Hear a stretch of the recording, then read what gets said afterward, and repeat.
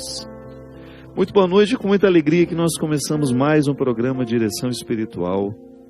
Obrigado você que nos acompanha, que já faz parte dessa família, que já inclui na sua agenda toda quarta-feira à noite, com reprise depois no sábado e na madrugada de domingo, este encontro comigo aqui.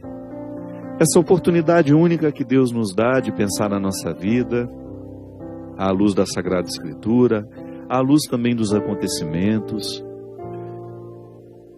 É sempre muito saudável a gente ter a oportunidade de pensar o nosso momento presente, mas contextualizado. Até para a gente entender um texto, a gente precisa do contexto. Às vezes a gente não consegue ter uma boa visão da vida, é porque a gente só foca naquilo que está acontecendo. Mas quando você abre o leque para ver os acontecimentos, tudo aquilo que lhe envolve nesse momento, a sua visão fica mais aperfeiçoada. É assim que a gente supera os momentos de dificuldade. É assim que a gente cresce como pessoas.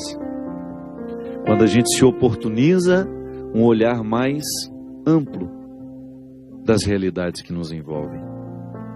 Essa música fala que Deus nos ampara, que nos sustenta com seu cuidado, com seu amor. Mas é muito especial quando a gente percebe que esse cuidado de Deus na nossa vida se dá a partir das crises que nós enfrentamos. Pode parecer um pouco contraditório, né? Deus me amar, me permitindo crises, porque não há outra forma de crescer. Tudo aquilo que você enfrentou na vida, que lhe foi penoso, você pode ter certeza que foi importantíssimo para você chegar aonde você chegou. Para se passar no vestibular é preciso estudar, o sofrimento do dia a dia. Para se tornar um bom profissional, você precisa se dedicar aos estudos. E assim a vida vai. Depois, para você aperfeiçoar ainda mais a sua vida profissional, vai ter de fazer muito curso, muita especialização. É assim que funciona. Então, é impossível retirar o crescimento da parceria com o sofrimento. Não é que a gente seja masoquista, não. Basta você enfrentar as questões diárias e você terá uma boa dose de motivos, de razões para acreditar no poder curativo que o sofrimento tem na nossa história. E é interessante porque nem Jesus foi poupado disso. Aqui no Evangelho de Marcos, há uma passagem em que Jesus enfrenta o seu momento de crise e o enfrenta com muita lucidez, sem perder a ternura, sem perder a sabedoria. O texto diz assim: chegaram a uma propriedade chamada Getsêmani e Jesus disse aos discípulos: sentai-vos aqui enquanto eu vou orar. Levou consigo Pedro, Tiago e João e começou a sentir pavor e angústia. Jesus então lhes disse: sinto uma tristeza mortal, ficai aqui e vigiai comigo.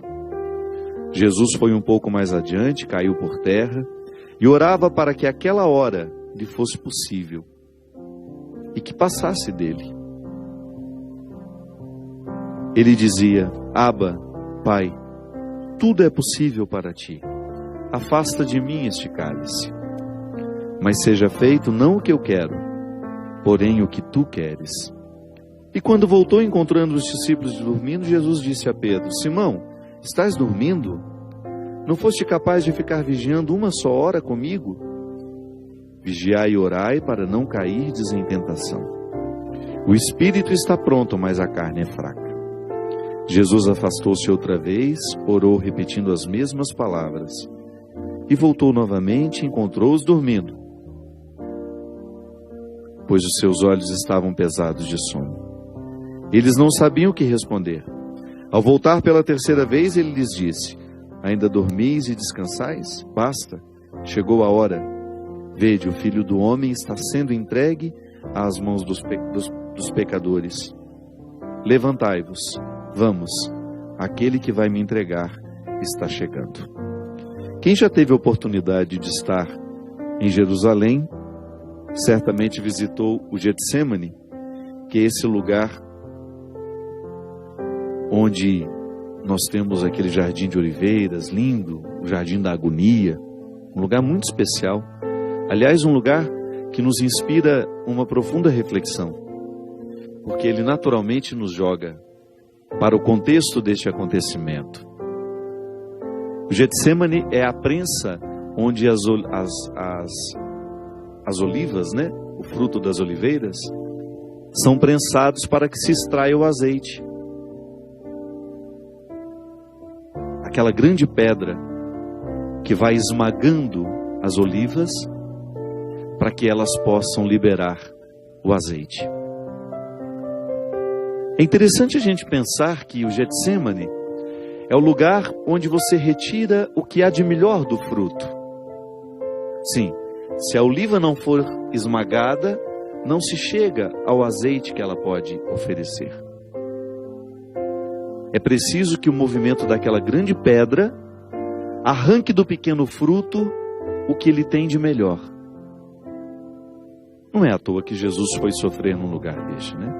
E não é à toa que essa construção literária nos coloca diante de uns momentos mais difíceis da vida de Jesus. Ele está prestes a ser morto, prestes a enfrentar todo o sofrimento da tarde santa, daquela sexta-feira que para nós, dentro da Semana Santa, é um momento especial para a nossa reflexão também. Mas Jesus está prestes a viver o seu Calvário e ele sabe disso. Ele chama os amigos para estarem com ele, e nem esses amigos são capazes de participar do sofrimento dele. É interessante isso, né? Porque o que Jesus queria ali naquele momento era a companhia de amigos. Você entende muito bem o que isso significa? Porque também no momento do seu sofrimento você não gosta de ficar sozinho. É bom você ter alguém que você ama do lado, para ele ajudar a viver a prensa do sofrimento. Mas esses amigos não foram capazes de oferecer a Jesus o que ele esperava deles: companhia, amizade, um ombro amigo, como a gente gosta de dizer, né? E ele precisou enfrentar tudo sozinho. Mas enfrentou com muita dignidade. E enfrentou ensinando-nos. Porque, minha gente, todos nós precisamos passar, não sei, diariamente talvez não, né?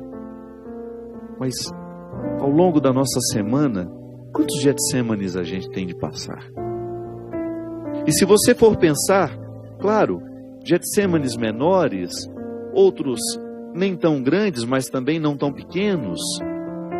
Basta você olhar para tudo aquilo que foi Calvário na sua vida, e você vai descobrir o quanto esses Calvários foram importantes para a purificação da sua essência. Porque quando nós estamos na dinâmica do sofrimento, a gente não tem tempo e nem disposição para o supérfluo.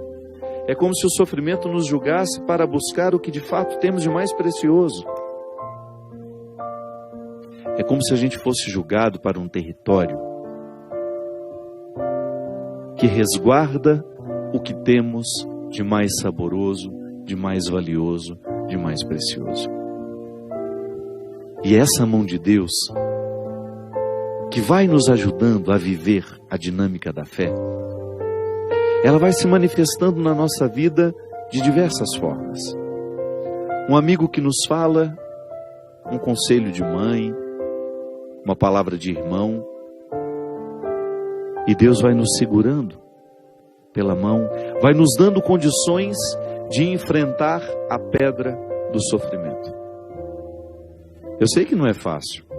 Se a gente pudesse, a gente pularia, né? Igual quando a gente era criança, né? Que você tem aqueles jogos em que você tem a oportunidade de pular uma fase, né? Ah, vou pular, tenho o direito de pular uma fase, vou pular.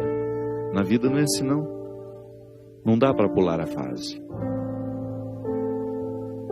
O que a gente precisa é viver parte por parte, ir administrando essas dificuldades e percebendo o poder curativo que elas têm em nós, porque também isso nos faz manter a vivacidade no caminho. Quando eu identifico que aquela dificuldade que eu estou enfrentando, que eu estou passando, ela tem um poder de transformação na minha vida. Você já está percebendo que não está sendo em vão?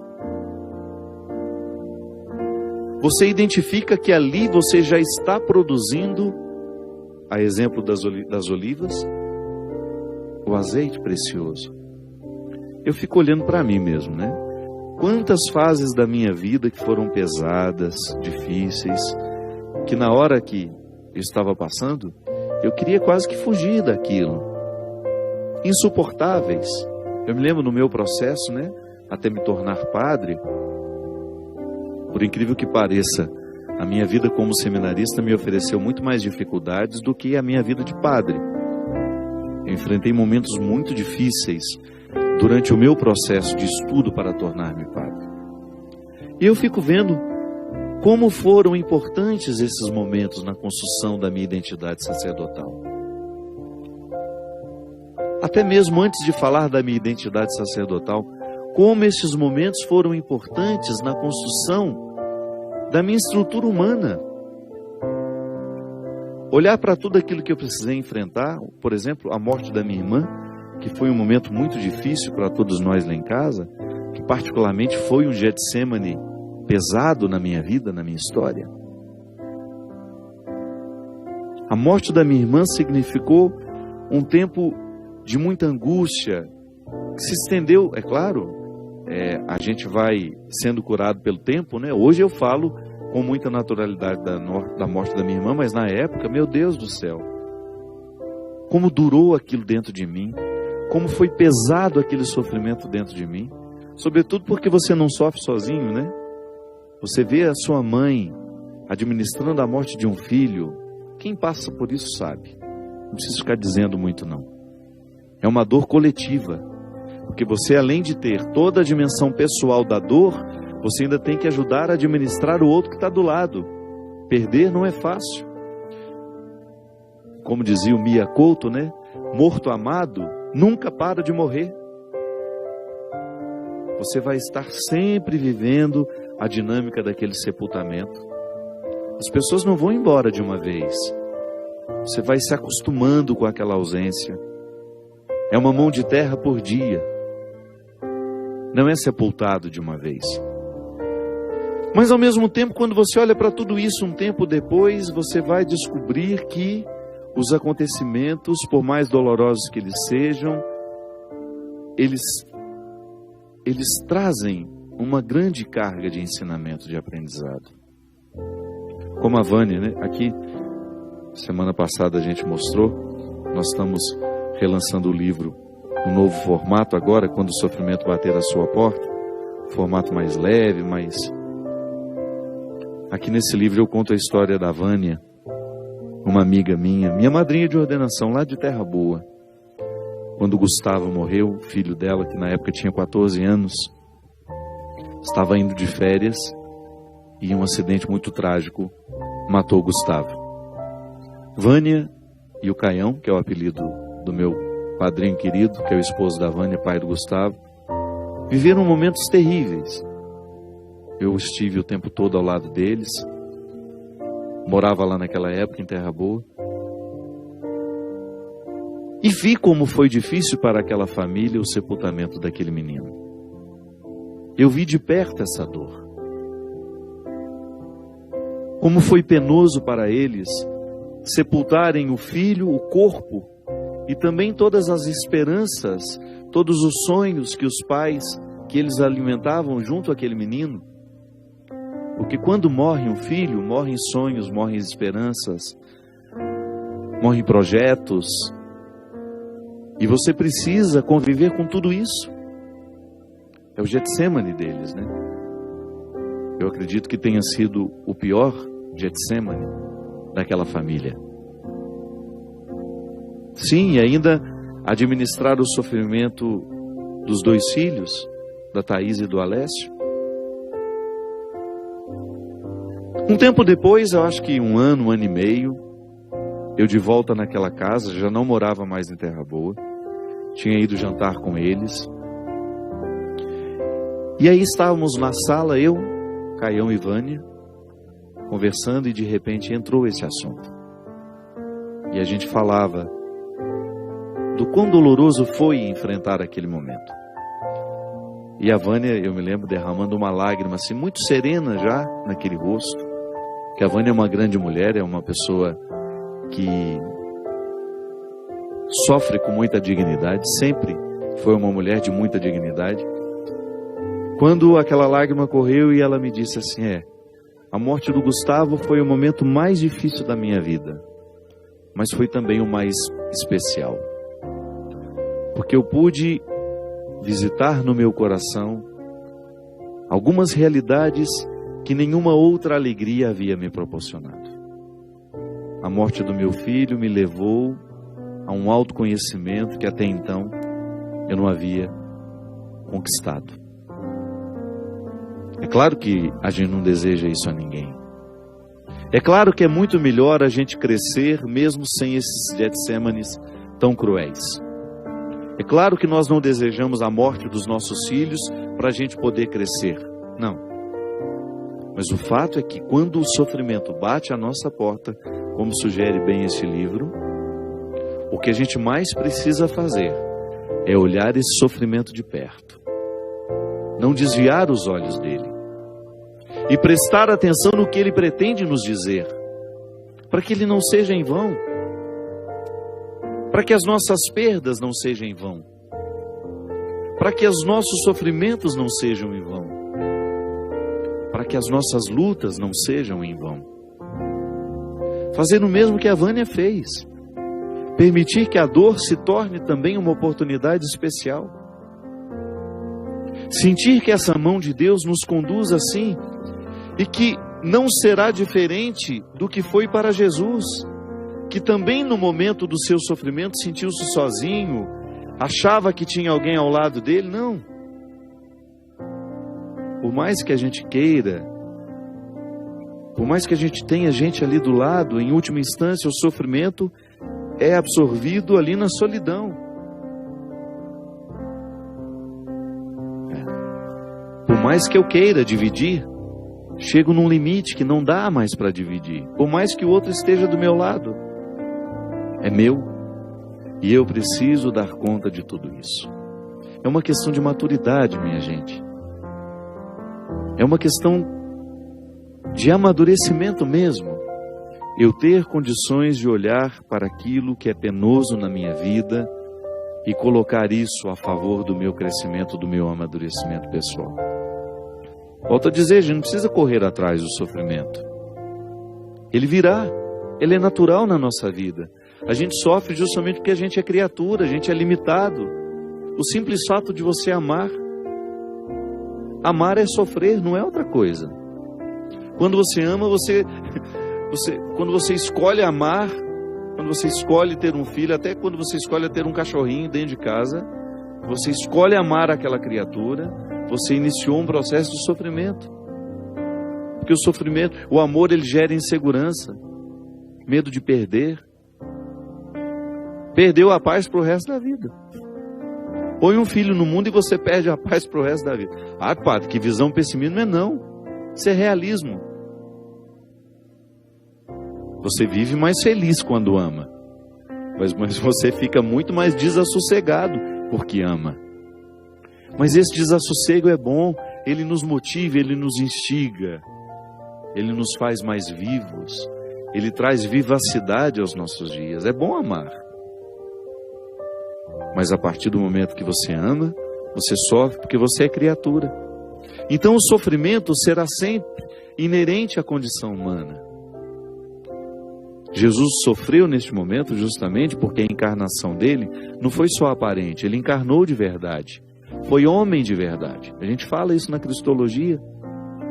O mistério da encarnação não é só um teatro, não, ele tornou-se verdadeiramente homem.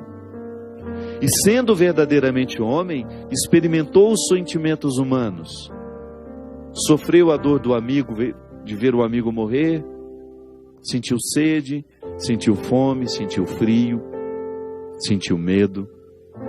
Medo da morte. Sentiu a solidão de mesmo ter amigos ali por perto, eles estarem dormindo e indiferentes àquilo que se passava com ele. Só com essa passagem a gente tem que tirar, da nossa cabeça a pretensão de que o outro será tudo para nós. Não, nem Jesus conseguiu ter amigos assim. Os outros estarão de acordo com suas possibilidades, mas eu preciso estar com todas as minhas possibilidades. São as minhas possibilidades que vão definir o quanto esse sofrimento me fará crescer ou não. O quanto esse sofrimento vai me edificar. E me edificando, gente, comece a edificar os que estiverem ao meu lado e aqueles que passarem por mim depois que aquela dor me visitou. Sim, porque depois que você vence essa dor, depois que você vence esse sofrimento, você vai para a estrada com uma disposição que você não tinha antes. Se você levar a sério o poder curativo que o sofrimento tem, essa dor que hoje lhe visita, que lhe deixa desassossegado, essa perda que hoje você precisa enfrentar, permita que Deus coloque essa mão, permita que Deus lhe conceda este amparo, para que você tenha a coragem de desafiar-se, ir além e viver com muita serenidade e sabedoria esse momento de dor que hoje você está enfrentando. É a mão dele que lhe sustenta. Da mesma forma como você sustentou o seu filho. Não há diferença. O mesmo que Deus ofereceu a Jesus, ele oferece a nós também. A coragem de ir adiante, de subir essa ladeira da dor, chegar ao Calvário e depois da morte experimentar essa ressurreição. E eu não falo de uma morte do corpo, não. Eu falo da morte que todo sofrimento provoca em nós. É quando, por exemplo, você se decepciona com uma pessoa, naturalmente morre alguma coisa dentro de você. Mas essa decepção não pode lhe amargurar. Ao morrer aquilo que antes era tão vivo dentro de você, permita que você se torne melhor. Comece a ver as pessoas com menos ilusões. Olhe-as com mais realidade. Ah, vai ser tão melhor conviver. Você vai ficar mais maduro, vai ficar esperando menos dos outros e recrutando mais de si mesmo. Quem espera muito do outro, recruta menos de si mesmo. Quem recruta menos de si mesmo, perde a oportunidade de crescer como pessoa. Nós vamos para um rápido intervalo e a gente volta já já com o programa direto.